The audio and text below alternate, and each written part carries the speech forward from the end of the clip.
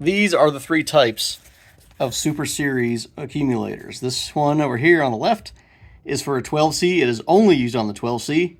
Then the 650, 675, 720, and this is the 765. Now, as you can tell, they all look a little different from each other. The way they bolt in there. So you got a 22 millimeter right there, 19 millimeter there, and a specialty tool there. Aside from that, these work the same way.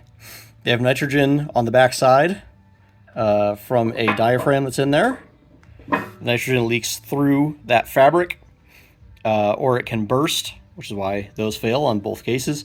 If you're wondering, you might notice the opening right there is a little bit bigger. The thread is also different on those as well. They are not interchangeable, as somebody who sold these things and claimed to be an expert has told a lot of people. Apparently they never installed any because they aren't interchangeable. Now the 765, where it is quite a bit different, if you look down in there, you see metal. You don't on these, you do on this. So, aside from being a different shape, a little bit different size, that is a piston that's in there. It is metal. And what I think is happening based on the shape of this thing, this might be spring-loaded.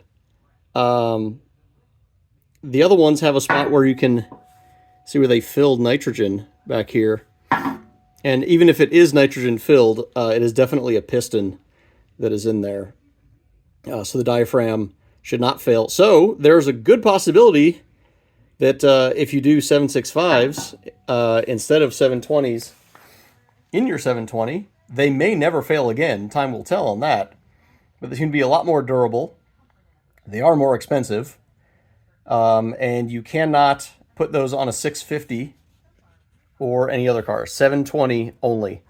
Just because of the way they fit. 720 only on these.